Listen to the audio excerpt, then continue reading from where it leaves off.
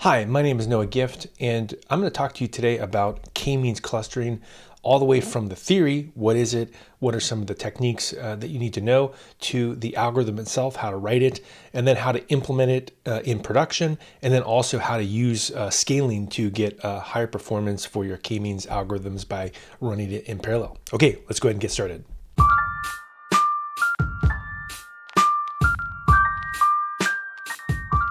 And in particular, I think it's important to talk a little bit about what machine learning is, why it's useful, how you can use it to solve problems.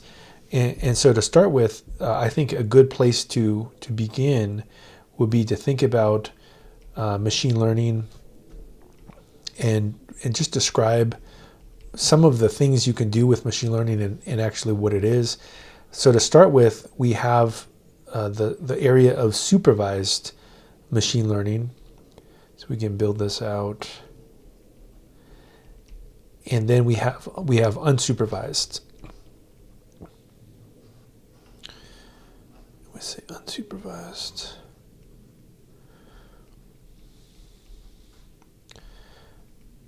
And in the case of supervised, the idea here is you have historical data, and this historical data could be anything that's labeled, but a good example potentially could be, let's say, stock prices. This could be a good example. And inside of the stock prices, we have maybe some dates. Could be one field, and then another one is the actual price. And so what you would do in this scenario is you would learn from the correct answers in the past, and then you would produce some kind of a prediction. So that's really the idea here with supervised machine learning, is that you're able to take data where there is a label and it has a correct value.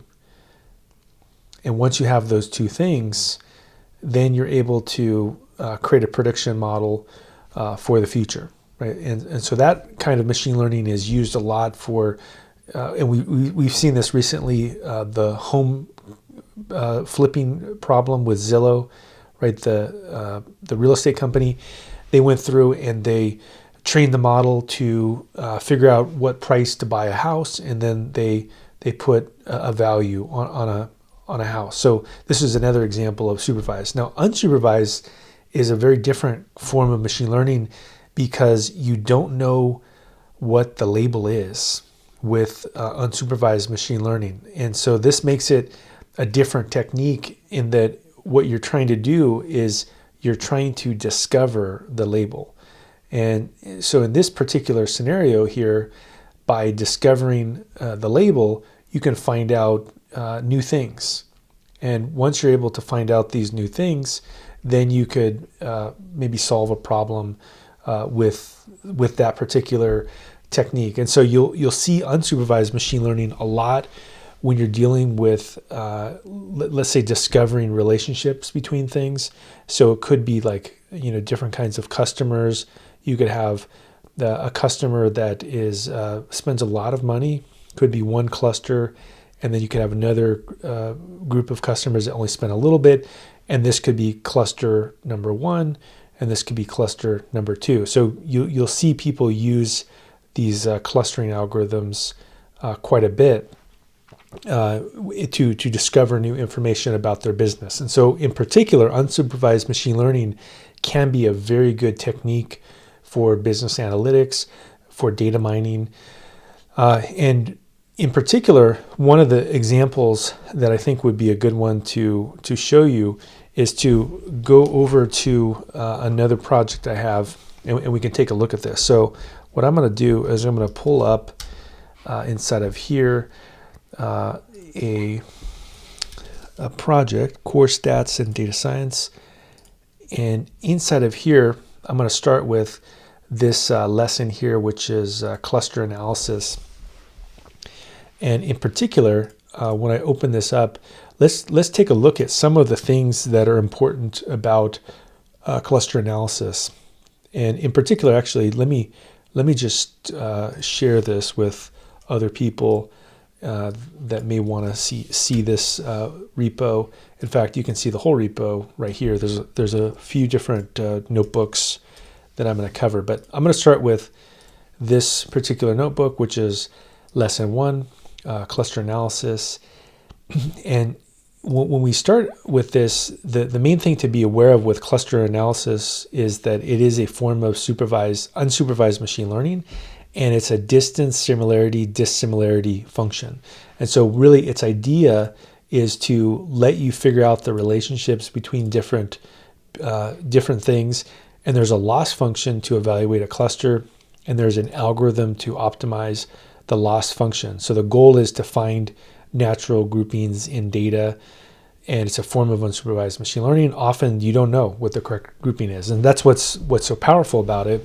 And samples within a group should be more similar than samples in a different group. So that's really the key kind of intuition behind it.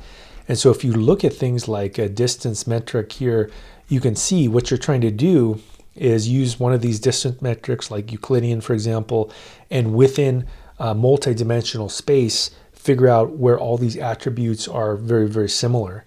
And so in this particular example, if I wanted to go through and look at this data set where I had the NBA teams and there's those different metrics here, if I wanted to write my own Euclidean distance function, I could do that.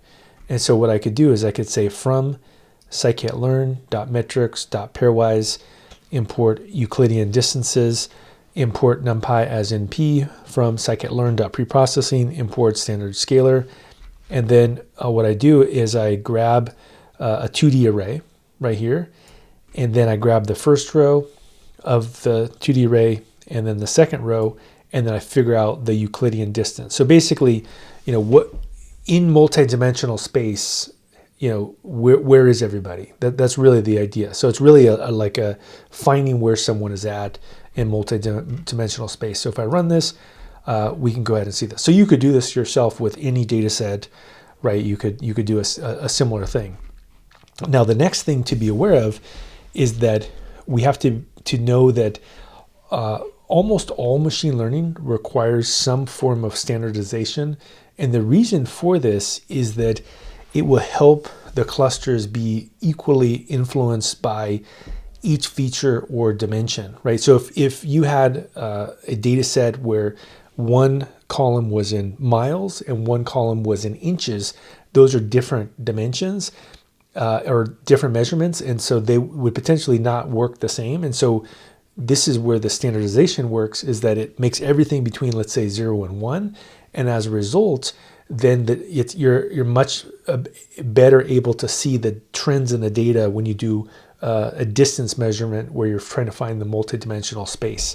Now, you can do this very nicely with a library in Python called preprocessing in scikit-learn. And so if we go through here and we say from scikit-learn.preprocessing import standard scalar, this would be the scalar. Then I say from scikit-learn.pipeline import pipeline, from scikit-learn.cluster import k-means, and then I would say load data set right here, and then I could actually make a pipeline on top. And so this pipeline, what I would do is I would use the scalar that scales things, makes everything the same, and then I would perform the k-means clustering operation, and I would tell it how many clusters to create. And so in this particular example, here we go, we have k-means clustering. And then if I do this, we can say without scikit-learn pipeline, we could see this, that it's just more code if you don't do the scaling operation. So really the takeaway is, I think it can be really convenient to use the pipeline with k-means clustering because it makes the code basically more compact. Now let's take a little bit more of a look at k-means. So k-means is one of the most popular forms of clustering, again, an unsupervised machine learning technique. And if you look at the diagnostics here, we have an elbow plot, a silhouette analysis, and an intercluster distance map. These are some of the diagnostic tools that you can use. And so in this particular example, we have yellow brick elbow plot. We say from yellow brick dot cluster import k elbow visualizer. Here's the model k means. Here's the elbow visualizer, visualizer fit, visualizer proof, right? You can go through here and you can figure out where is the proper place to build the number of clusters, and we could say, well, maybe this is it right here, elbow at K4, right? This could tell us the number of clusters to create. You could also scale this. If we do yellow brick cluster import visualizer, and it says elbow at 4, so it's telling us that potentially we could have a k-means cluster value of 4. But you also can build your own diagnostic tools that do similar things. So here's an example where I say, let's go through here and let's make an elbow plot. And really, again, the idea here would be like either this or this. You have right where the distortion curves, you can figure out the correct number of clusters. So it's, I would say between 3 and 4 clusters here is a good number of clusters. So you could do this diagnostic on any data set that you're dealing with. Now, let's go ahead and take a look at maybe a reference. So if you wanted to just make like a simulation for k-means clustering, and I would recommend playing around with this. This is a good way to do this is you can say, from scikit-learn.datasets, import make blobs, create synthetic dataset with 8 random clusters.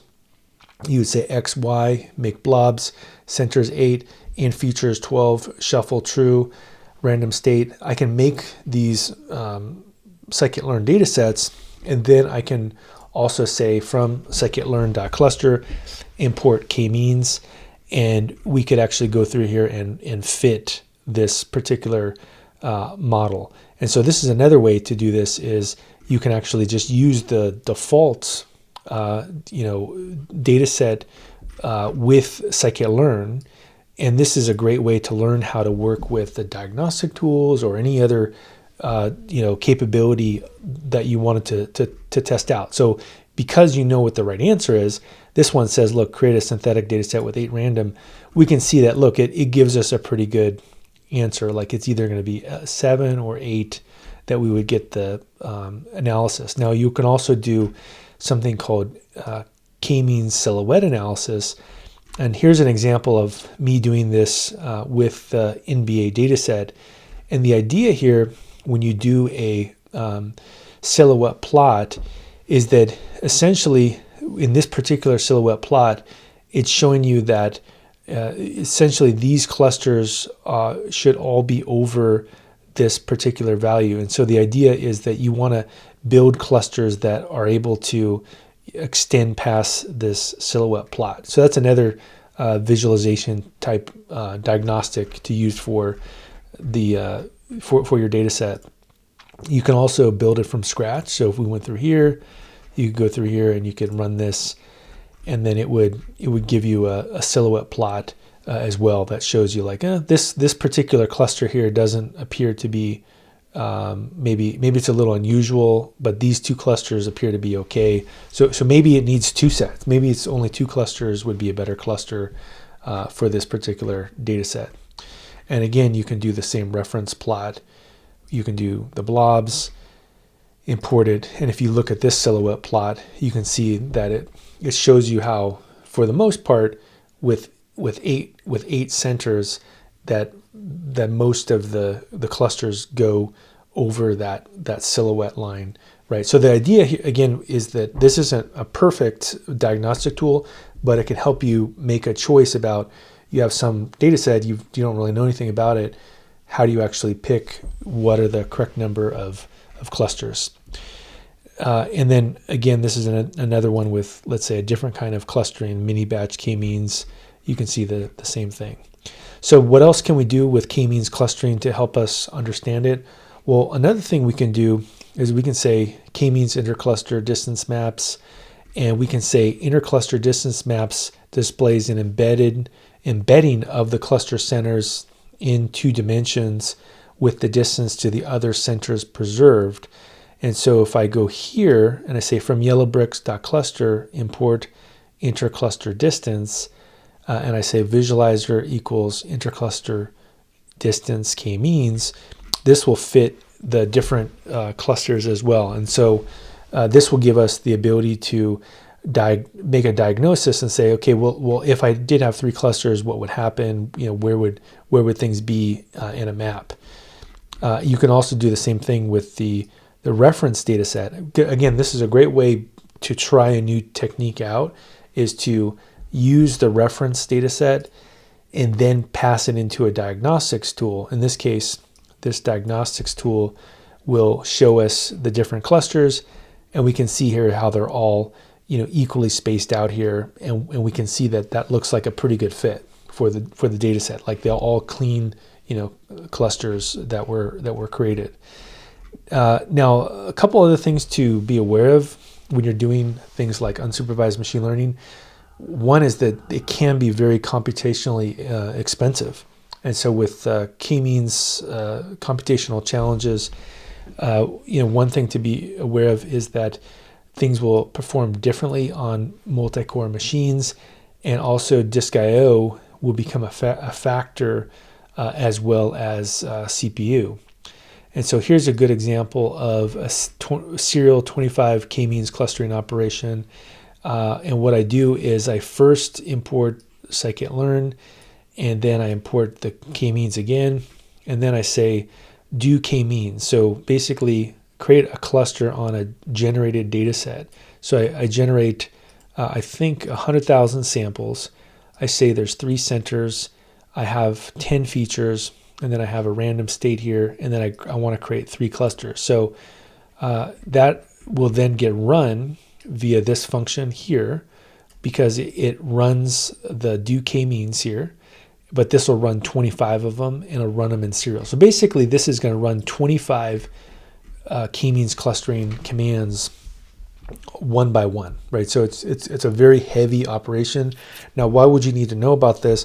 Well, this is in the real world, especially dealing with business type intelligence, that you'll need to do maybe an analysis on lots of data sets at the same time. And so maybe one thing you do is you initially just spin up a bunch of clustering jobs to see if there's any new information you can learn from the clustering operation. So we can see that this one took a little bit of time, though. It took like 23 seconds. So if it was a huge data set, maybe it would take a long time.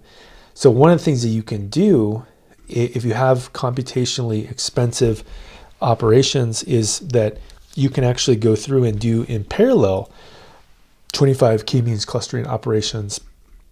And so if I say import multiprocessing.cpu count, we can see that there are 4 CPUs that are available. And I say from multiprocessing import pool, from scikit-learn.datasets import make blobs, from scikit-learn.cluster import k-means. And I do the same thing, but the difference here is that I say I go through here and I say with pool, do map, and basically I do each of these operations in a separate process. And so if I go through here and I run this, we can go through here and run this in parallel, and basically it'll spin up a bunch of processes, and each of those processes can execute separately this code. So we can see here it's forking these processes, and we can just wait here for it to run, and we'll see what it does.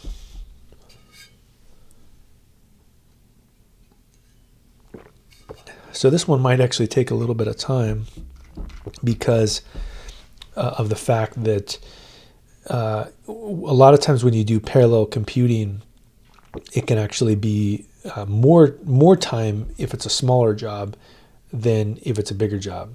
And there may be limits to this environment as well. I don't know if this particular environment is going to work. Maybe it's going to hang. But we can easily fix this because I can run this code in another environment, which if it doesn't finish in a second, maybe that's what I'll do. Yeah, I don't know. This one's taking a long time to run. And so I can stop. No, is it finishing? Is it finishing yet? No, it's still running. So I'm going to stop this code. And what I'm going to do is I'm going to open up another environment here, and I'm going to run it in a powerful environment. So what I can do is go to my console in AWS, sign in, and then do authentication code. Go through here and just say auth. Let's see here, do 495-865. There we go. And I will open up a Cloud9 environments. Here we go. And I will go through and say create environment, and I'm going to create like a very powerful environment that can run lots of processes. So we'll call this big environments, and say this is an environment with many cores. And so the idea here would be that I would have more computational power to run k-means. So what I can do is, instead of using a small one, I'm going to select a very large environment. And if we scroll through here and we go to,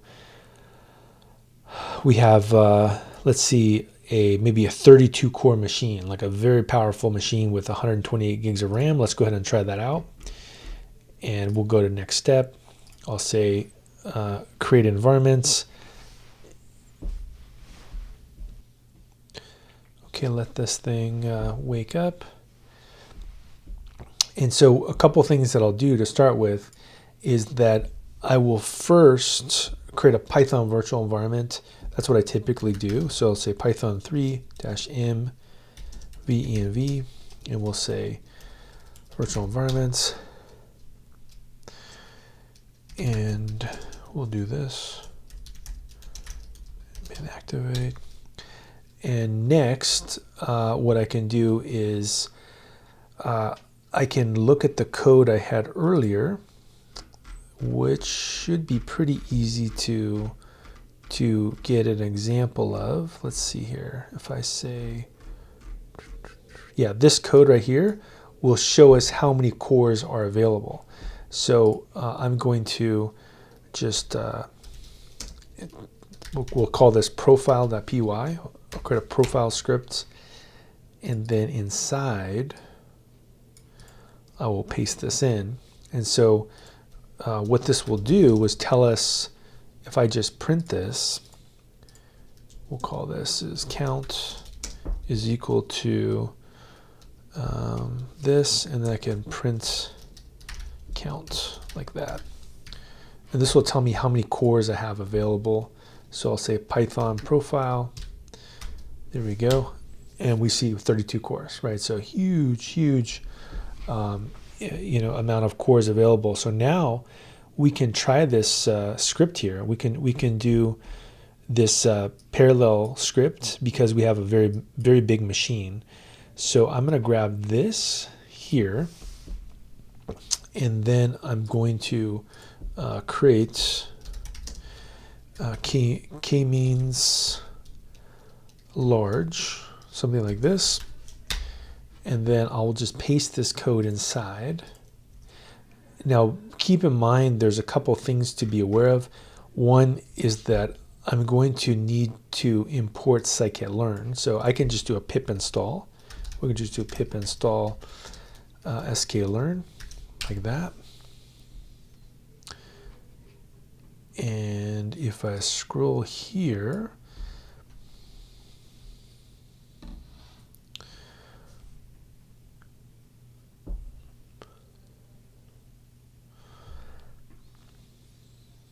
there we go, and we can just do, it looks like it's ready. And now if I just run this, if I just say Python k-means large, notice that it will then spin up a lot of processes. And how would I know this? Well, I could go to new terminal, and I could type in the top command, and it should show us that there's lots of Python processes. See this?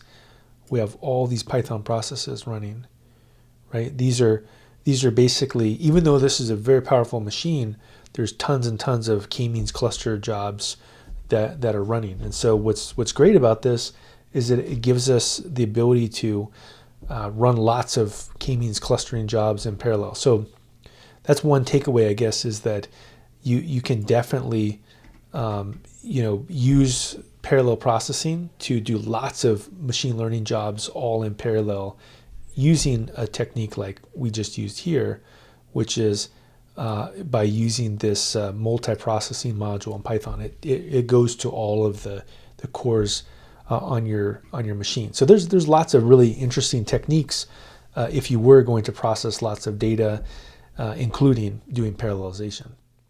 So I'm going to go back here now.